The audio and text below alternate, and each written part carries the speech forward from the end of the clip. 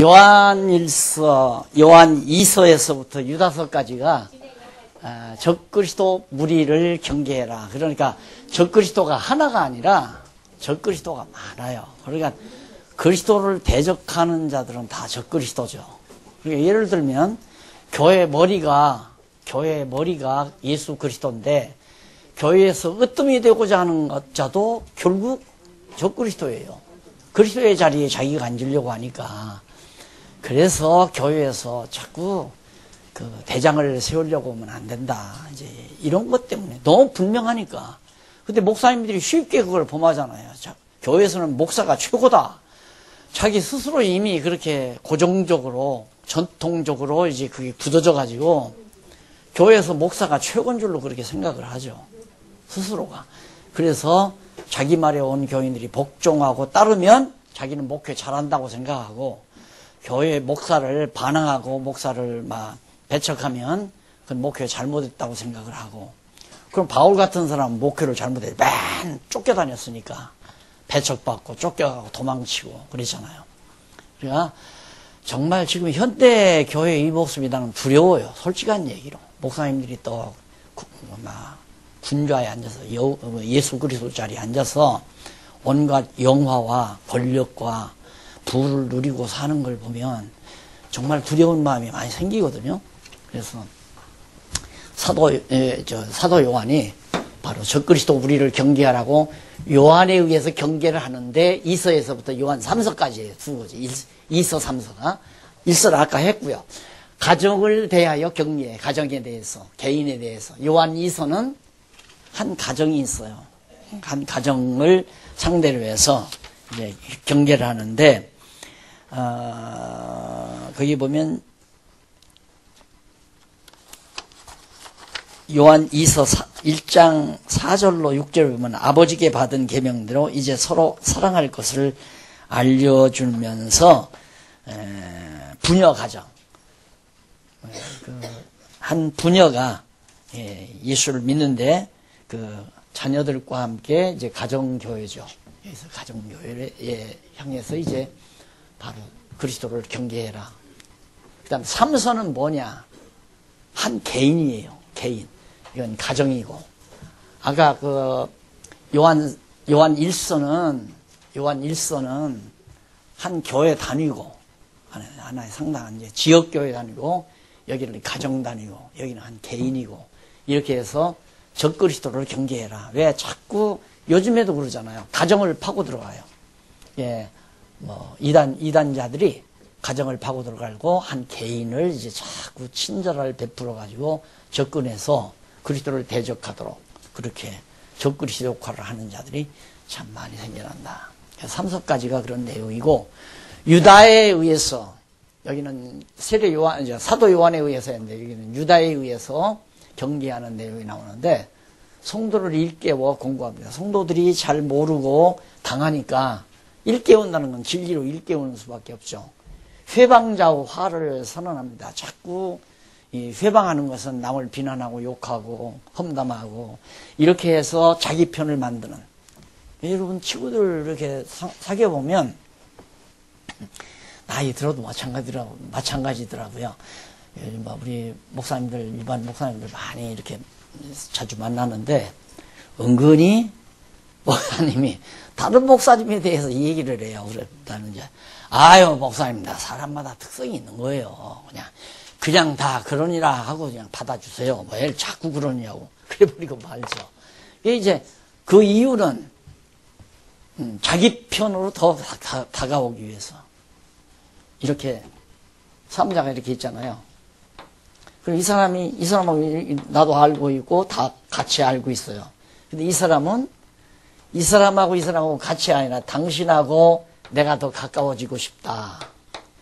그랬을 때 이 사람을 자꾸 약간 비난하고 회방하고 험담하고 그럼 나오죠. 그래서 이 회방자들이 뭐냐면 예수 그리스도를 멀리하고 자기가 말하는 쪽으로, 그리고 예수 그리스도에 대한 진리를 옳게 말하는 사람들을 이제 배척하고 자기 말을 따르도록 하기 위해서 회방하는 그런 자들. 그다음 성도의 자세를 권고합니다. 성도라고 하는 것은 항상 자세라는 건 확신 가져야죠. 천하 없어도 흔들림이 없는. 그게 이제 확신이 와야 안 흔들리지. 확신이 안 오면 의문이 생기고 이거 뭘까 하면 자꾸 그것에 대해서 흔들리게 돼요. 하나가 흔들리면 다 흔들린다 이 말입니다. 그래서 정말 우리가 끝까지 성경을 통해서 확고한 진리로 무장한다는 것은 매우 중요한 겁니다. 자, 그러면 이제 요한계시록을 우리 함께 보겠는데요.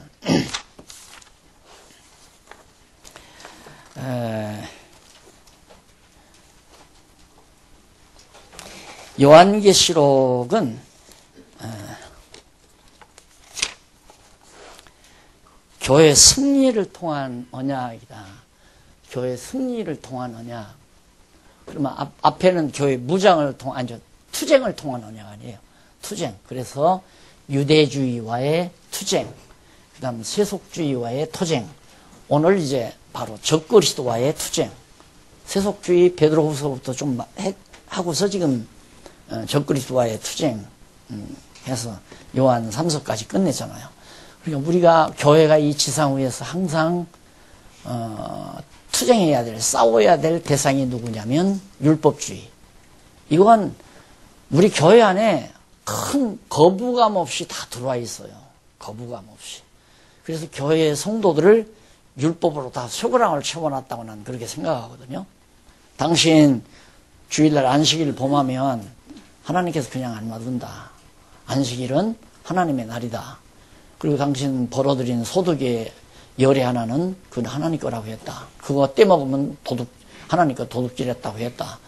이런 것들이 전부 하나의 법으로, 율법으로. 그런데 그건 성경에 나오는 율법이라 되죠. 그런데 교회가 법을 딱 만들어가지고 그 법으로 꽉 묶어놓는 거. 그건 더 악랄한 거예요. 물론 성경에 나오는 율법으로 묶는 것도 악랄한 거지만은 예수님이 율법에서 우리를 벗어나게 하기 위해서 오셔서 십자가에 못 박혀 죽으셨는데 그 율법으로 다시 묶는다는 것은 적그리스도의 행위 아니겠어요. 그래서 율법주의를 배격해야 된다. 아마 내가 볼 때 거의 한국교회 성도들 대부분이 80~90% 이상은 신앙생활을 그 율법에 매여서 할 겁니다. 스스로 정말 은혜에 감동해서 한다기보다도 이거 안 하면 하나님께서 싫어하시지. 이렇게 했다가는 하나님이 날 벌 주지. 이런 생각 때문에 얽매여서 하는 것.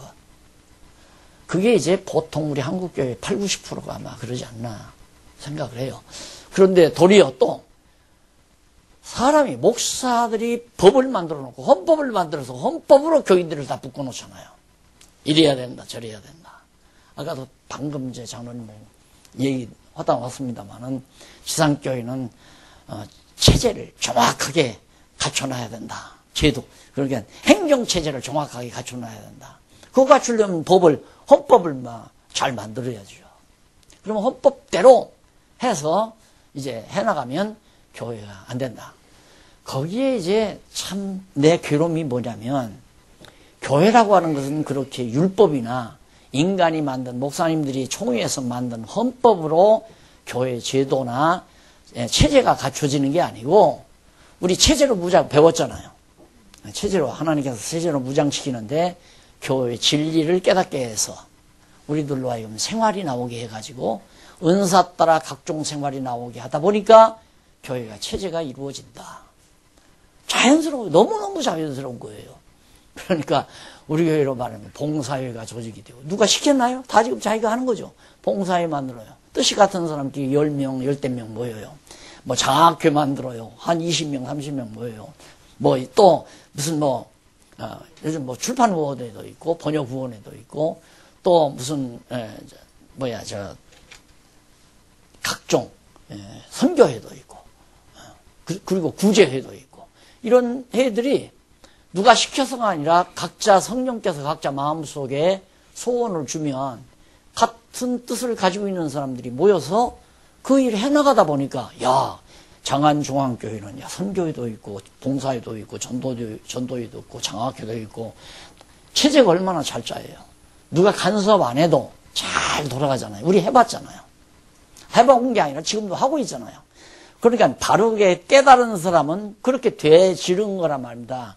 헌법으로 해서 만드는 것도 아니고 성경 율법에 의해서 만드는 것도 아니고 성경이 가르치는 그대로 하다 보니까 성령 감동에 의해서 각종 단체들이 만들어져 가지고 잘 되나간다. 방송사도 만들어지고 신문사도 만들어지고. 이거 누가 하라고 한 거 아니잖아요. 다 지금 각자 자기네들이 알아서 하지. 자, 그러니까 우리가 이제 해나가는 이런 상황에서 우리가 고민이 뭐냐면 아까 말했듯이 바로 교회와 국가, 정치, 교회와 국가와 종교, 이거에 대한 관계 정립입니다. 이 관계 정립이 신학적으로 안 돼요. 안 되기 때문에 때로는 국가가 강하게 나타나면, 이북적으로 강하게 나타나면 종교가, 교회가 엄청 시련과 핍박을 당하게 되는 거고, 교회가 또 반대로 국가를 지배하게 되면 교회가 타락하게 되고. 그러니까 영국 성공회가 타락하는 이유가 국가가 종교를 장악하다 보니까, 국가가 종교를 장악하다 보니까 종교가 힘이 없어요. 피동적이니까. 그래서 영국, 엊그저께 어느 목사님이 그러는데, 영국에 지금 막 이단들이 그 안에 들어가서 이슬람이 완전히 영국을 거의 다 점령한답니다. 유약하니까 스스로 구지를 못하고 항상 국가의 보호 아래서만 있었기 때문에 깊이도 없고 제도만, 형식만.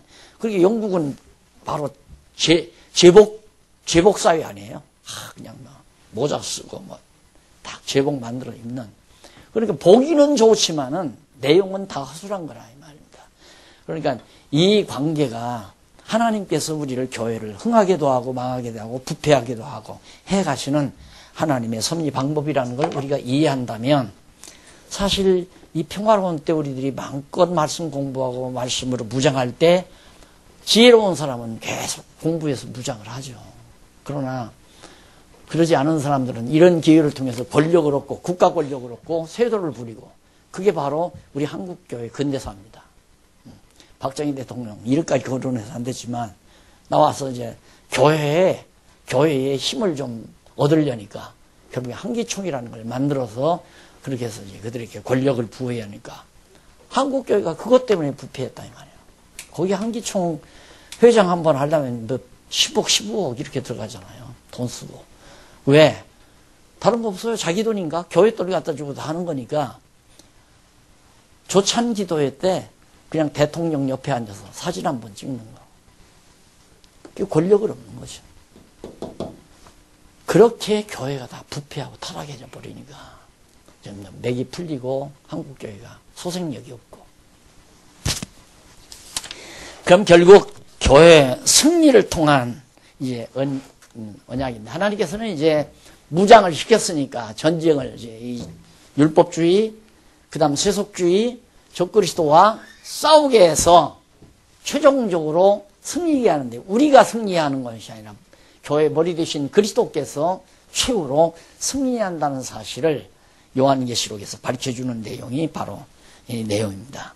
그 가운데 1절은 1장에서 3장까지 나오죠. 1장에서 3장 교회를 위한 계시가 나와요. 상황이 어떤 상황이냐면, 이때가 이제 95년도경인데 예수님 오셨다가 이제 95년경, 주 95년경 요한이, 사도 요한이 이거 쓴 거 아니에요? 기록을 했는데, 예수님이 33세, 주 33세 승천하셨단 말입니다. 그러면 34년, 60년이 넘었잖아요. 62년도가 됐는데 가시면서 틀림없이 다시 오신다고 약속하고, 내가 다시 온다. 근데 이때 온다는 얘기가 아니라 예수님은 이제 쭉 내려와서 이 무렵에 이제 세상 끝날에 오신다는 얘기인데, 얼마나 이 당시에 이 로마에 의해서 핍박이 많았습니까, 교회가. 그때 유대인들이 막 잔인하게 스데반 돌로 때려 죽이고 야고보 목 잘라 죽이고, 이런 잔인무도한 핍박이 교회가 많았는데, 이런 상황에서 막 피난 나가잖아요. 예루살렘 교회가 하루에 5,000명, 3,000명 이렇게 회개하고 돌아왔으니까 큰 교회 됐을 거 아니겠어요. 근데 하나님께서 그 교회를 놔두지 않고 사정없이 이 당시 예루살렘 교회를 막 핍박을 하니까 천지사방으로 다 교인들이 흩어져 버린 거예요.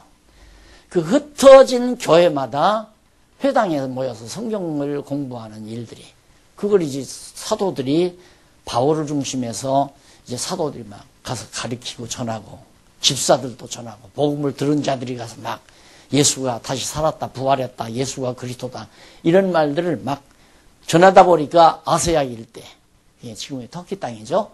그리고 마게도니아 일대, 아가야 일대, 그 다음에 이탈리아, 그래서 유럽 지역으로 막 복음이 확산되어 나가는 겁니다. 이미 복음을 듣고 전 그 일대로 다 퍼져 도망갔으니까 여기서 하나 흩어놓는데 허다한 지역에 이방 교회들이 세워지는 거죠. 이것이 하나님의 전법이었다. 여기 몇만 명 모이도록 내버려뒀으면 아마 베드로가 교황청을 이때 지었을 거예요. 그랬을 거 아니에요. 로마 교황청을 이때 지었을 거란 말입니다. 돈 다 걷어가지고. 왜? 재산 팔아서 몽땅 갖다가 사도들 앞에 발에 싸놨을 때, 야, 이거다. 은혜에 들어라. 교황청 지켜.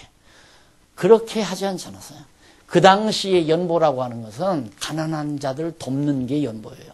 그게 내가 내서 가난한 자들에게 보충해 준다. 내년 보충할 보자. 그래서 내가 내가지고 보충한다. 그 원리에서 공산주의가 생겨난 거 아니겠어요? 공산주의의 원리라는 게 그래서 생겨났는데, 거기다가 공산주의자들이 처음에 그 원리를 공동체로 만들어 놓은 거예요. 우리는 다 공동체다. 한 공동체이기 때문에 같이 먹고 같이 살아야 된다. 그러니까 있는 사람들은 내고 없는 사람들은 도움을 받아서 같이 먹고 같이 사는 공동체다. 그 공동체라는 말을 공산주의자들이 내놓은 거예요. 그런데 오늘날 교회를 향해서 공동체라는 건 웃기는 얘기 아니에요. 말도 안 되는 얘기죠.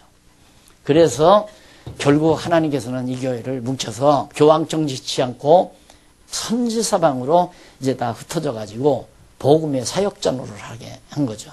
바울이 가면 막 바울의 뒷바라지를 해서 선교를 하게 하고 복음을 전하게 하고, 그렇게 해서 이제 95년도까지 왔는데, 이때는 로마가 70년에 주 70년에 예루살렘 성전을 불태웠을 때란 말입니다. 그러니 얼마나 핍박이 더 극심하겠어요. 132년도는 예루살렘이 완전히 회파되는 시점이고요. 그러니까 95년도까지 기다려도 예수님이 안 오니까 아세아에 있는 7교회, 여기 나오죠. 아세아 7교회들이 이제 쭉 여기 7교회가 나오는데, 이 7교회들이 낙심하고 절망하고, 야, 이거 예수님이 승천하다가 사해바다에 떨어져 죽으셨다는 얘기인가? 이런 생각도 할 거 아니겠어요? 왜 안 오시냐 이거야? 빨리 오셔야지 이 고난을 면하게. 안 오고 절망하고 좌절하니까, 그때 하나님께서 사도 요한, 예수님이 12사도 가운데 가장 나이가 어린 요한을 반모섬이라고 하는 섬으로 불러내가지고 거기서 계시를 주는 것이 바로 요한계시록이란 말입니다. 그런데 먼저 이제 요한계시록 1장에서부터 3장까지는 교회를 위한 계시, 7교회를 위한 계시를 하는 거예요.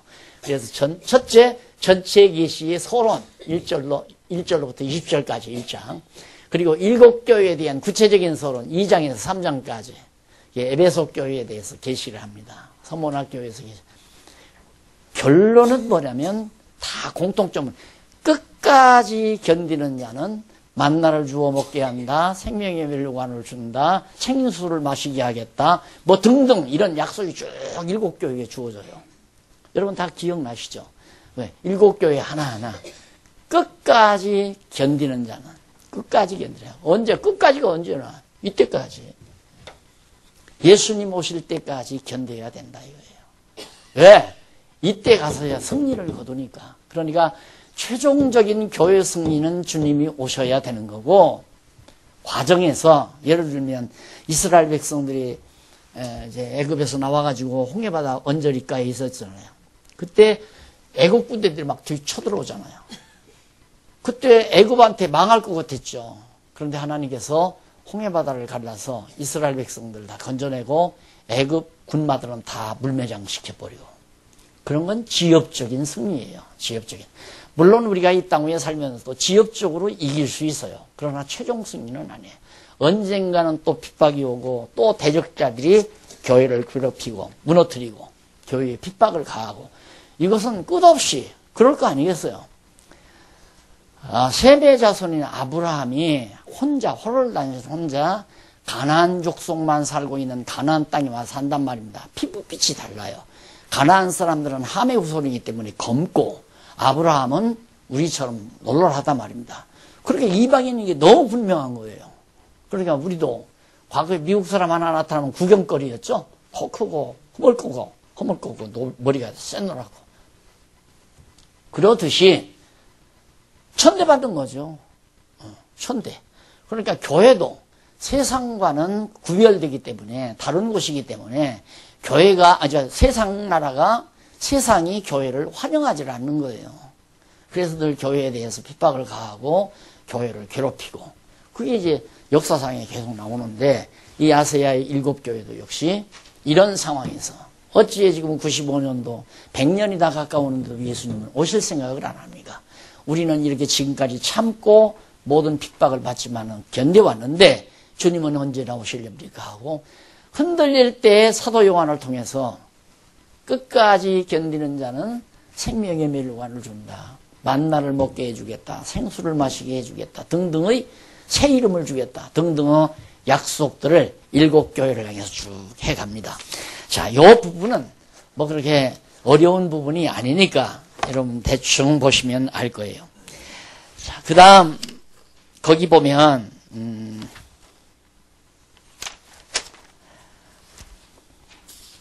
재림을 약속하는 내용이 자, 1장 5절 하반절로부터 8절까지 나오고 그 내용은 넘어가서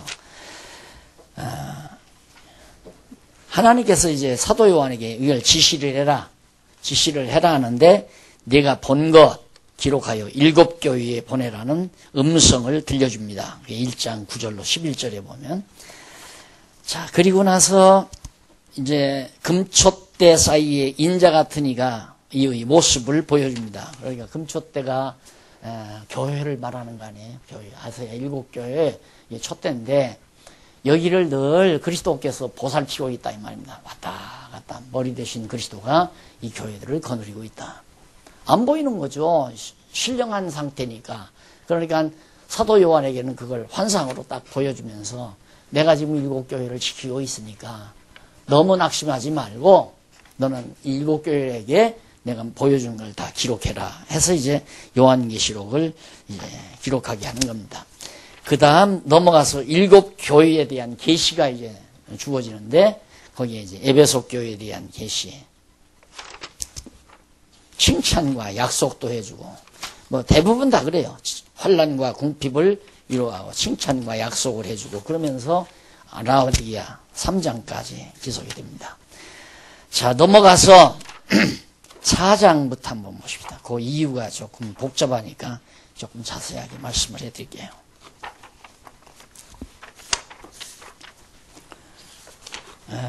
제2절 주의 영광과 권세입니다. 제2절 주의 영광과 권세. 근데 여기 이제 주라고 나왔는데 이걸 성경에 나오는 주를 대부분 그리스도로 이해하시면 됩니다. 그리스도. 이 그리스도의 영광과 권세 이렇게 생각해요. 왜 그러냐면 교회 머리 되신 주님이 바로 그리스도가 교회 머리시기 때문에. 그래서 대개 신약 성경에는 그리스도를 다 주로 표현을 했다. 그런데 이 주가 도리어 어디로 연결이 되냐면 여호와와 연결이 돼요. 여호와. 그러니까 여호와, 주, 그리스도 다 맥락이 통하는 그런 내용들입니다. 그래서 그리스도의 영광과 종교가 4장부터 여기가 바로 요한계시록을 오해하게 되는 가장 중요한 대목입니다. 모든 주경학자들이 4장과 7장 사이를 주의 영광, 나는 이게 주님의 영광과 권세라고 이렇게 타이틀을 붙였잖아요. 그 말은 무슨 얘기냐면 지금 아시아 7교회 성도들이 여기에서 지금 낙심하고 절망하고 있잖아요. 95년도에. 그러니까 아시아 7교회에게 위로하고 칭찬하고 격려하고 약속도 해주고 나서 바로 사도 요한에게 보여준 게 뭐냐면 주님의 몸된 부활 승천하신 예수 그리스도가 영광 가운데 이런 권세를 가지고 계시다 하는 걸 환상으로 보여주는 거예요. 그런데 이걸 갖다가 이 내용을 갖다가 상징적으로 풀어가지고 이것이 이 지상에 세상 종말에 나타난다는 얘기죠. 흰 말탄 권세, 초황색 말탄 권세 이런 거이 나오는데 이 다음 세상 종말에 흰 말탄 권세가 나오고 요즘에 흰 말탄 권세가 또 적그리스도로 해석하는 목사들이 많더라고요. 얘 종잡을 수가 없는 겁니다. 그래서 요한계시록을 해석을 못하고 다 정말 허튼 소리 많이 하게 되고 이것 때문에 이단도 많이 생기고 그런 부분이기 때문에 이 부분을 꼭 여기는 환상으로 보여주는 거예요. 주님의 영광스러운 모습을 보여주고 지금 부활 승천하셔서 하나님 보좌 우편에 앉아 계신 주님의 영광스러운 모습, 영광스러운 모습만이 아니라 그분이 가지고 계신 권세를 하나하나 낱낱이 보여줘요. 자, 그럼 한번 보십시다. 첫째, 주의 영광에 대한 이상, 주님의 영광에 대한 이상. 4장에 보니까 한쪽 가로 1번, 여기는 아마 혹시 요한 이거 개론책에 조금 달라지지 않았나?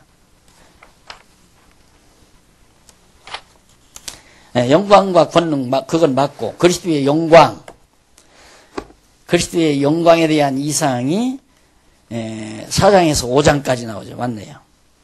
여기는 이제 영광에 대한 이상이라고 보고 그리스도의 영광 이 말보다는 거기에 대한 하나의 이상이다. 그걸 상징적으로 풀어서 이 역사 속에 지상에서 이루어질 일이 아니라 지금 예수님이 그리스도가 앉아 계신 그 보좌의 영광의 모습을 그냥 보여준 것이다. 이상이다. 그 얘기예요. 보좌에 대한 경배가 나오는데 4장 보좌의 영광이 나타납니다. 보좌가 하나님 예수 그리스도께서 앉으신 보좌가 딱 나타나는데 영광이 나타나요. 영광이 나타나는데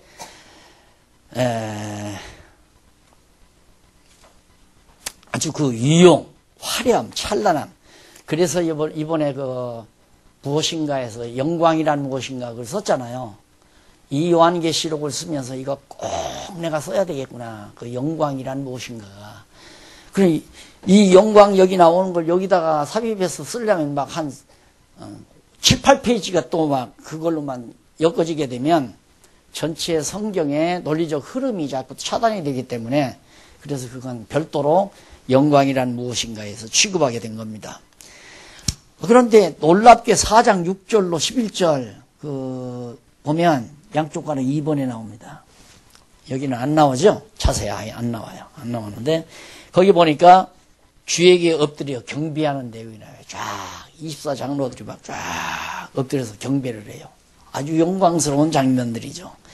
그 네 생물이 주께 찬송하며 영광을 돌리는 생물, 뭐 사자 같고 송아지 같고 뭐 등등 한 네 생물들이 보좌 주위에서 그러니까 그 영물이죠. 영물. 하나님께서 천지 만물을 창조하기 이전에 이미 여기 하나님의 나라가 임하옵시며 여기 임한 하나님께서 만들어 놓으신 하나님의 나라가 이 땅에 임하게 해달라고 기도하잖아요. 이 나라를 세울 때 거기 보좌도 다 있었고 영물들도 생물들, 영물들도 다 나타나 있고 이런 것들을 이제 그대로 사도 요한에게 보여줍니다. 그 말은 뭐냐면 내가 지금 능력이 없어서 권세가 없어서 지금 세상에 악인들을 가만 놔두는 게 아니다 그 말이에요. 쉽게 말하면 내가 모자라고 내가 정말 천박하기 때문에 그런 것도 아니다. 나는 이렇게 영광 가운데 있고 내가 이런 권세를 가지고 있다. 그러나 아직 때가 되지 않았기 때문에 마지막 내가 최후의 승리를 미루고 있는 것이다. 그 미루는 의미도 다 얘기를 해요. 그래서 여러분 이 부분 영광과 권세라고 하는 이 부분 이건 하나의 실제 모습 그러니까 신령한 나라의 실제 모습을 환상으로 사도 요한에게 보여준 것이다. 그 말이에요. 그것이 지상에 그거 상징적으로 지상에 이루어지는 게 아니다. 뭐 장로들도 보좌에 주께 경배하고 네 짐승도 생물도 경배하고 장로들도 전부 경배하는 장면, 영광스러운 장면을 보여주는 거죠. 그 다음 능력에 대한 찬양이 5장에 나와요. 하나님의 능력에 대한 찬양. 생물과 장로들이 막 쫙 하나님의 능력을 찬양을 해요. 그리고는 인봉한 채그인을 떼는 자가 다윗의 뿌리임을 알려줍니다. 그러니까 이제 7개 인이 있어요. 7개. 인이 있는데 이 인을 떼야만이 어떤 사건이 보여지는데 이걸 뗄 사람이 아무도 없어요. 근데 보니까 다윗의 뿌리, 그러니까 아브라함과 다윗의 자손인 예수 그리스도만이 이걸 뗀다 이 말이에요. 이게 권세예요. 그러면 예수님께서 이거 떼면 나타나요. 권세가 나타난다 이 말입니다. 이걸 떼면 또 두 번째 권세가 나타나고 이런 권세를 보여주는 거예요.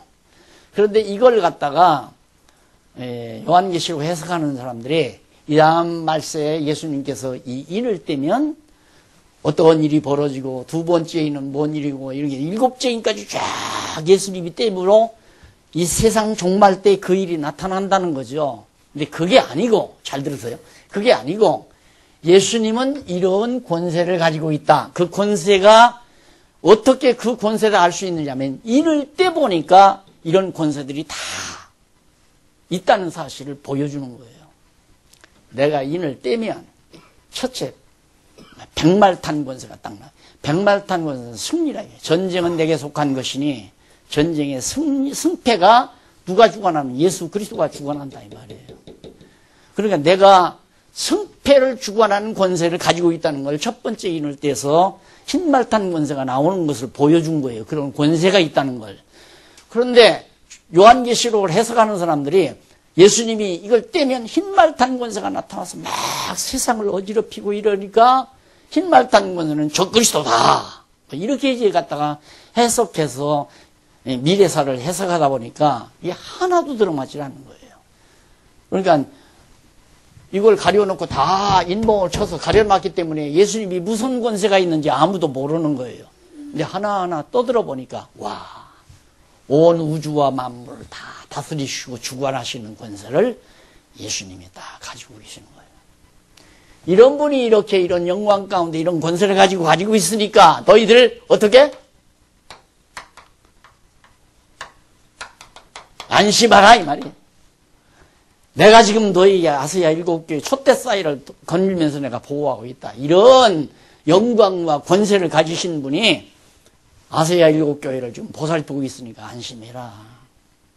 결론은 그 얘기예요. 여기까지. 몇 장까지? 7장까지. 자, 그래서 거기 보면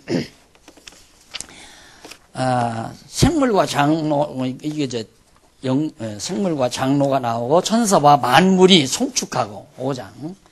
그 다음 넘어가서 6장에서 7장까지는 주의 권세에 대한 이상입니다. 이제 권세. 지금까지는 영광에 대한 이상을 보여주고 6장에서부터 7장, 2장은 하나님의 권세에 대한 무슨 권세? 만물을 주관하는 권세. 우주와 만물을 다 주관하는 분이 예수 그리스도다.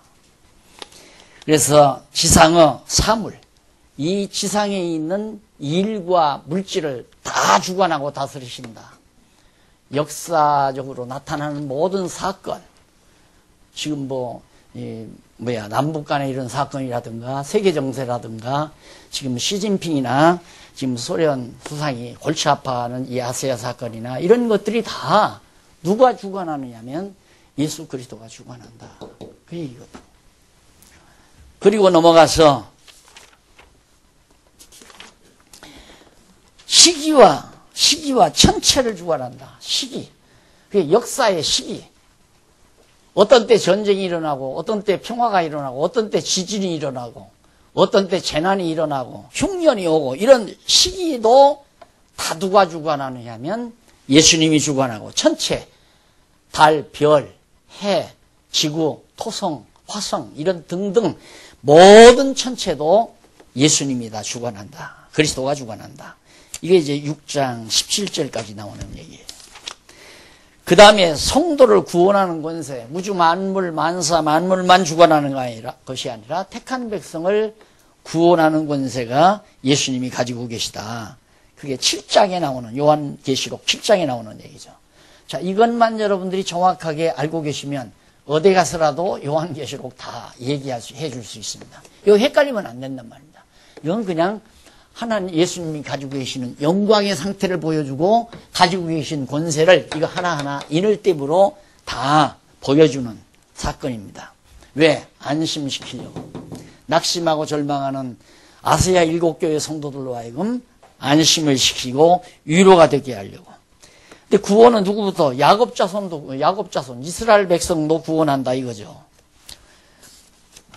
그 다음 이방인을 구원하죠. 7장 9절로 17절.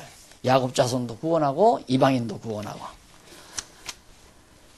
이런 구원의 능력이 예수 그리스도에게 있음을 보여줍니다. 그 다음 제3절. 제3절은 주의 진노와 심판.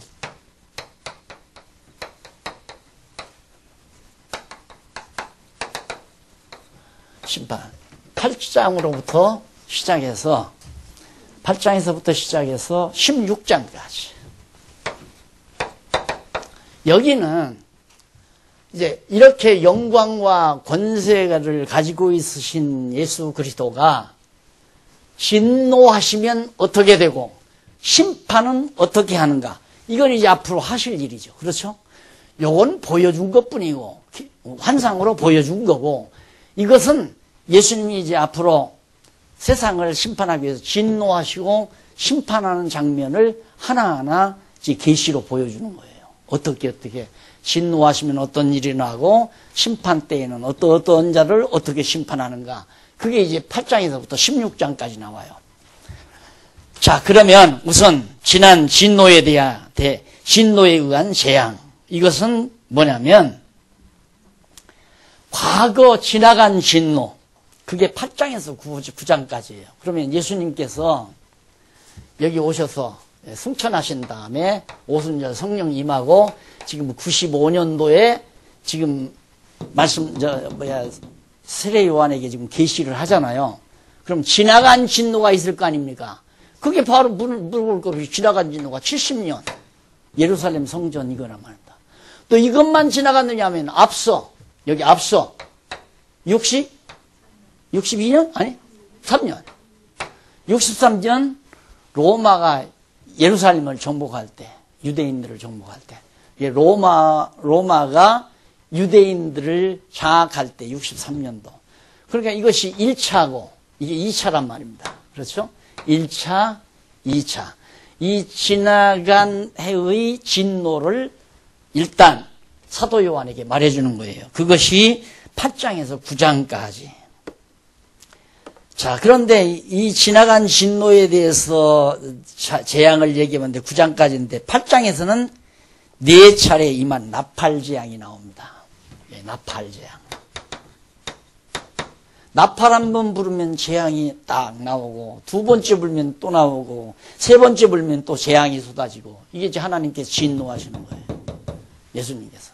그러니까 여기도 63년 로마가 유대인을 지배할 때도 하나님께서 예수님 천사가 나팔을 부니까 이제 로마 제국이 등장해서 유대인들을 장악한 거고 또 두 번째 나팔을 부니까 여기 70년 예루살렘이 성전 불타버리는 역사가 나오고 그게 8장에 네 번째 나팔, 네 차례의 나팔이 나오는데 8장 1절로 9절에 보면 수목과 해물을 파멸하는 내용이 나옵니다. 수목을 다 파멸하고 바다의 물고기도 다 파멸하고 그래서 7째 인을 뗄 때 7천사가 나팔을 받는 것 딱 보니까 이 재앙이 임하는데 하나님께서 7천사에게 나팔을 다 하나씩 주어요. 나팔을 불면 재앙이 임하고 이게 나팔이란 군대들의 신호 아닙니까? 그러니까 비교적 이제 전쟁에 관한 것들이죠. 그래서 나팔재앙이라고 그렇게 이해를 하시면 됩니다. 자, 6장에서 그리스도. 아니. 7장까지 우리 배웠죠? 8장 넘어가야 되잖아요. 그리스도의 죄송합니다. 550페이지, 강론제 550페이지 보면 가로 없는 1번 그리스도의 진노가 나와요. 8장에서 16장까지죠. 예. 그리스도의 진노. 여기요. 8장에서 이건 18장까지인데. 심판은 18장까지 맞아요. 심판. 그리스도의 진노는 8장에서 16장까지. 진노가 8장에서 16장까지.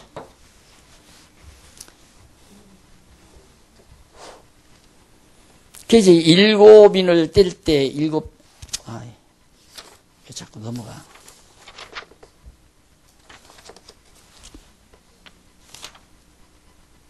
네, 맞아요. 신한 진노에 의한 재앙하고, 왜 이래? 뭐가 잘못됐어요? 내가 지금 둘을 놓고 자꾸 보니까 그러는 거야. 죄송합니다. 주의 진노와 심판이 16장까지 맞아요. 16장. 그리고 주의 진노에 의한 재앙은 8장에서 9장까지. 이거 고쳐진 거예요. 고쳐진 걸로 제가 강의를 해드리는 겁니다. 그럼 4차례 임한 나팔재앙이 8장인데 4차례 임하는 8장, 이제 4차례 나팔재앙이 4번에 걸쳐서 임하는 재앙이 8장에 나오는데 4재앙이죠. 재앙. 이것이 이제 8장에 나와요. 첫 번째, 이제 아까 말씀드린 대로 수목과 해물을 파멸하는데 그런 일이 나오는데 7지의 인을 뗄 때 7천사가 나팔을 받는, 이제 천사들이 나팔을 받는 장면이 나오고 천사가 향로에 불을 담아다가 땅에 쏟음으로 결국은 이제 재앙이 임하게 되죠. 그래서 첫째 나팔 때에 8장 6절로 7절에 보면 땅과 수목 및 풀 일부가 타는 것. 굉장히 이제 하나의 한재나 같은 거죠. 나무가 타고 풀들이 다 타고 말라 죽고. 재앙이 임하는데 둘째 나팔 때에는 바다 생물과 배들 일부가 다 깨어져 버리고, 이게 하나님의 진노가 나타날 때 나오는 얘기입니다. 그 다음 8장 10절로 13절에는 사람과 천체를 파멸하는, 사람도 죽이고 해와 달과 별들이 막 파멸되는 그런 역사가 나오고, 그 다음 셋째 나팔 때 물이 써짐으로, 물이 없어짐으로 이제 쓴 물이 되므로 사람들이 먹고 죽는 그런 일이 나오게 되고, 넷째 나팔을 불 때는 천체 3분의 1이 어두워져 버리고 해와 달과 별들이 다 어두워져 버리고, 그러면서 공중에 날아가는 독수리가 3번 화를 선언합니다. 8장 13절에 보면, 거기 한번 읽어보십시다. 거기 8장 13절 거기 보면 공중에 날아가는 독수리가 3번 화를 선언함을 들려주는데, 내가 또 보고 들으니 공중에 날아가는 독수리가 큰 소리로 이르되 땅에 거하는 자들에게 화가 있으리로다. 이 위에도 새 천사의 불나팔 소리를 이남이로다 하는 거예요. 그게 네 번째 나팔 화 나오고 또 나머지 화도 있게 된다, 그런 얘기예요. 그래서 이거 이제 자세한 강의는 나중에 강론집에서 이제 우리가 할 수 있고요. 그러니까 네 번째 이 화가 선언될 때가, 그때가 언제냐면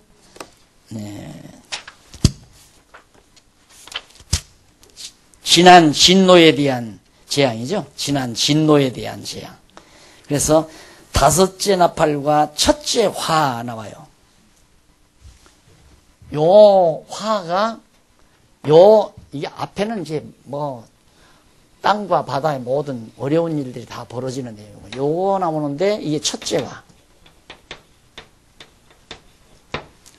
그러니까 로마가 이 당시에 망하기 전 첫째화거든요. 이게 있기 전에 엄청난 지상에 큰 재앙이 있었던 것을 하나, 둘, 셋, 넷, 이 재앙을 통해서 우리가 알 수 있는 거예요. 나팔 재앙을. 그리고 이제 첫째화, 이거 지나갔죠. 둘째화, 이거 지나갔어요. 마지막 일곱째 화 하나가 남는 겁니다. 이게 이제 그 뒤에 계속되는 그런 내용이죠. 그래서 뭐 황충재앙도 나오고 지금 모든 재앙이 임하게 되는데 여섯째 나팔과 둘째와 나오죠. 9장 저 넘어가서 9704페이지 보면 여섯째 나팔, 이 여섯째 나팔이죠. 여기가 이제 63년이고 이것이 주후, 이건 주전 63년, 여기는 주후 70년 후, 이건 전. 첫째와 둘째화가 이제 나오는 거구나. 그게 여섯째 나팔을 불므로 이제 첫째화가 지나간 거예요. 아니, 이제 첫째화가 아니라 둘째화가.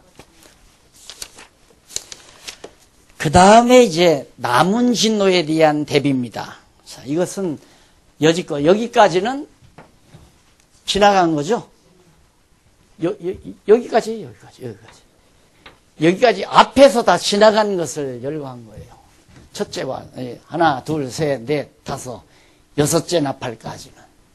그러니까 얼른 쉽게 이것은 현재 상황을 환상으로 보여준 거고 진노와 심판 가운데서 진노 중에 일부 여섯째 나팔까지는 이미 지나갔다. 여기서 지나갔다 이 말이에요. 그리고 나머지는 이제 여기를 기점으로 해야 하니까 사도 요한이 기록할 때를 기점으로 해야 하니까 요 일곱째 나팔 불 때는 이거 지나가고 여기서부터 시작된다고 하면 됩니다. 알았죠? 132년. 그러니까 우리는 벌써 21세기 여기 살잖아요. 그러니까 이것도 우리는 지나간 거죠. 요한계시록 많이 지나간 거예요. 그렇게 이해하고 요한계시록을 보시면 어렵지 않게 술술 잘 정리가 된다. 이렇게 생각하십니다. 여기 남았다고 하는 말은 누굴 중심으로? 누구 중심으로? 예, 그렇죠. 사도 요한 중심으로. 그러니까 95년경 그때를 중심으로 남았다는 얘기지, 지금 오늘 우리 시점에서 남은 게 아니에요. 그 가운데도 이미 우리 시점에서는 많이 지나간 거죠. 자, 그래서 이제 11장에 보면 10장에서부터 11장까지 10장에서부터 11장까지는 첫째가 천사의 맹세와 준 사명, 천사가 하나님 앞에서 맹세하고 또 천사가 받은 바 사명을 이제 10장에서 기록해 놓으면서 그 다음 11장 넘어가면 증인과 죽음과 그 결과, 이제 복음을 증거하는 이런 일들을, 요거죠. 요 재앙이 있을 걸 증거하면서 하다가 많이 사람이 죽임을 당해요. 순교를 하게 된다 이 말입니다. 그런 사건들이 이제 쭉 기록이 되면서 이제 12장 넘어갑니다.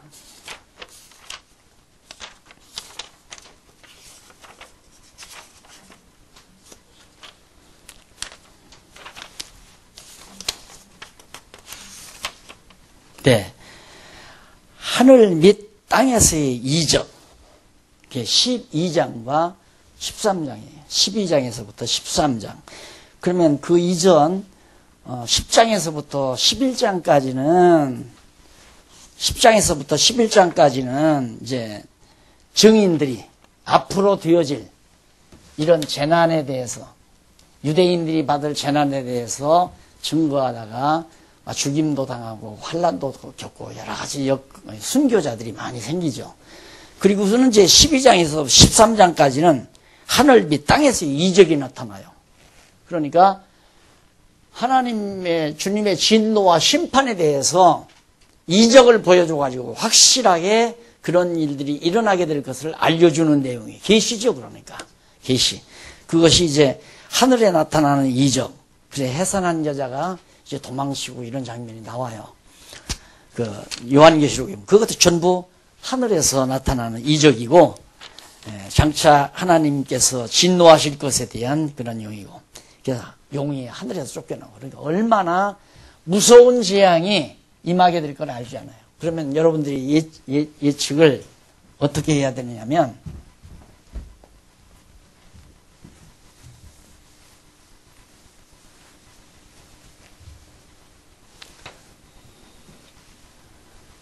여기서부터 유대인들은 이제 끝나는 거거든요. 이 완전히 유대인이 세계만방으로 다 흩어지는 때예요. 그리고는 1948년 이때 독립을 하는 거예요. 그러니까 이게 1900여 년 세월 아니에요. 1900여 년 세월. 이 시기에 엄청난 시련과 연단을 한 거죠. 하나님의 주의 진노가 나타난다 이거예요. 그 심판도 이제 드러나고, 이 기간에 대한 이때가 어느 때문에 이방인 거예요. 우리 시대, 이방인 시대. 여기에 대해서는 자세한 게 나오잖아요. 유대인들이 이미 이렇게 정말 엄청난 핍박과 시련 속에서 나라를 잃고 세계만방에 퍼져나서 이제 이렇게 살 것이 예고될 뿐이죠.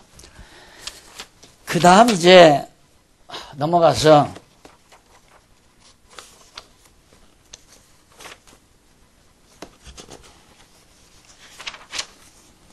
최종 심판에 대한 경고가, 예고가 나옵니다. 14장, 16장. 최종 심판 이거 나오죠. 아까, 지금까지는 진노에 대한 내용이고. 그러니까 유대인에 대한 진노가 이거라는 걸 아시면 됩니다. 이게 진노 기간이고, 지금도 진노, 지금 21세기. 지금도 계속해서 지금 이스라엘 형편없대요. 부패하고, 타락하고, 지금도 막 주변에서 공격하고 그러잖아요. 여전히 하나님의 진노. 왜 그러냐면 예수님 십자가에 못 박혀 죽을 때 이 죄를 우리 후손에게 돌려달라고 저들이 아우성 쳤잖아요. 그대로 후손에게 다 지어지는 겁니다. 유대인들이. 근데 이게 언제까지 가느냐면 이방인의 구원의 수가 다 찰 때까지, 우리 이방인들 가운데서 예수 믿고 구원 얻을 수가 다 찰 때까지 이 고난이 지속된다 이 말이에요. 그리고는 이제 유대인 때가 오는 거죠. 유대인 구원 시대가. 이 무렵. 이 시기 오기 전까지는 유대인들이 심한 고난과, 그래서 어린 양 심판 예고가 나오고, 심판의 복음에 대한 예고 등, 이것들 좀 말씀 전파하는 내용들이 전부가 다. 그 다음 넘어가서, 심판, 열매, 수확을 거둬들인다. 이게 14장에 나오는 얘기고요. 그 다음 15장, 16장은 심판을 위한 재앙 예고. 15장, 16장. 심판한다. 이게죠, 심판. 15장, 16장이 막판 아니에요. 하나님의 심판 예고가 16장까지 지속이 됩니다.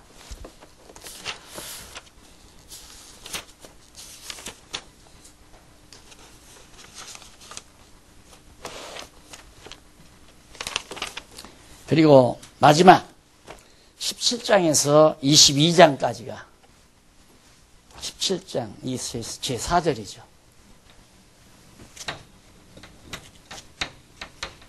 제4절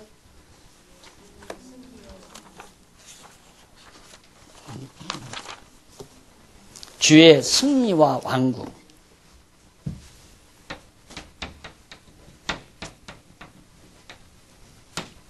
왕국.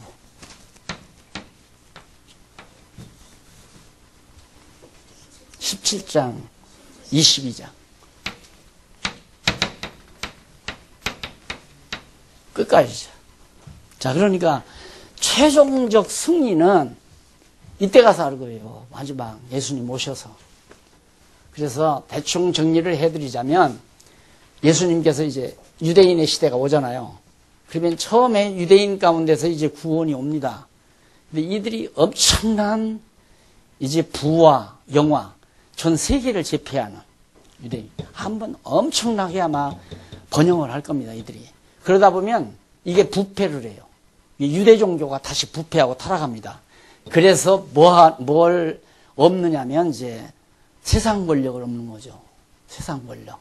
짐승 권세를 얻고 유대 종교가 아주 온 세상을 마음껏 지배하고 다스리는 거예요.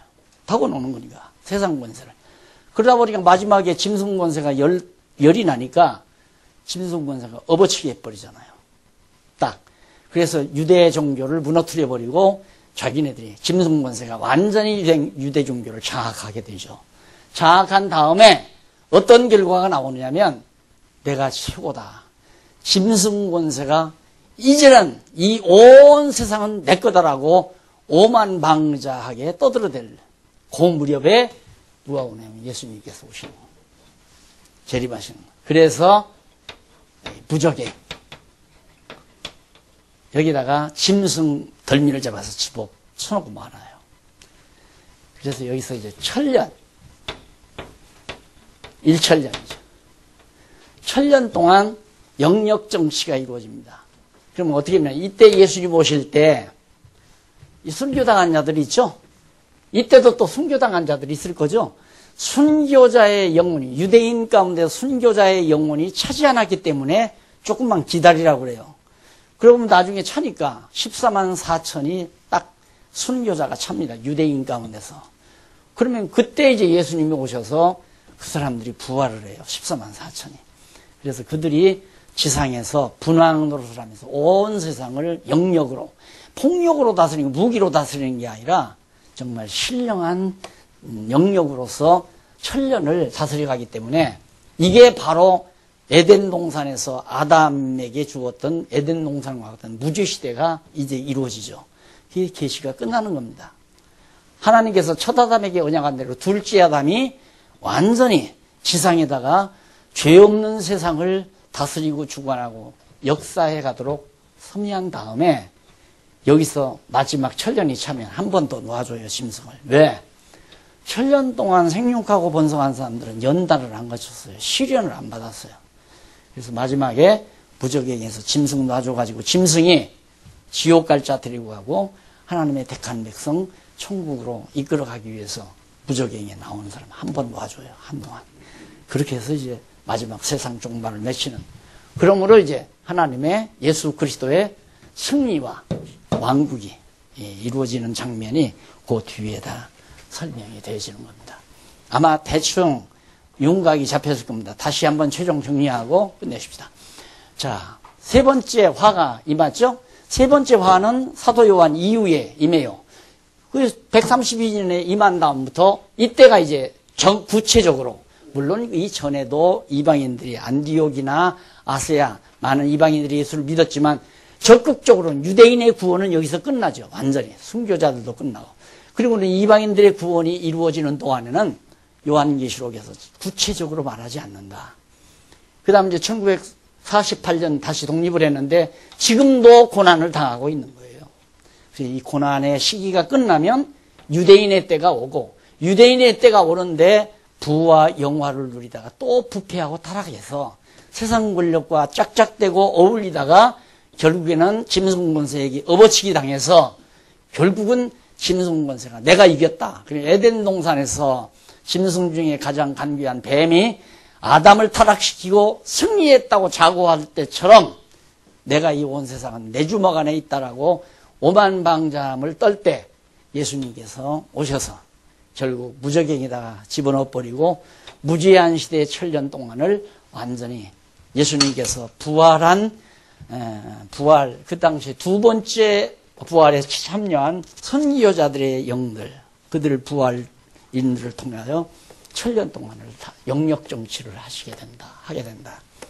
그게 마치게 되면 무적행에서 다시 놔줘가지고 천년 동안 죽지 않고 사니까 얼마나 많은 사람이 번창하겠어요.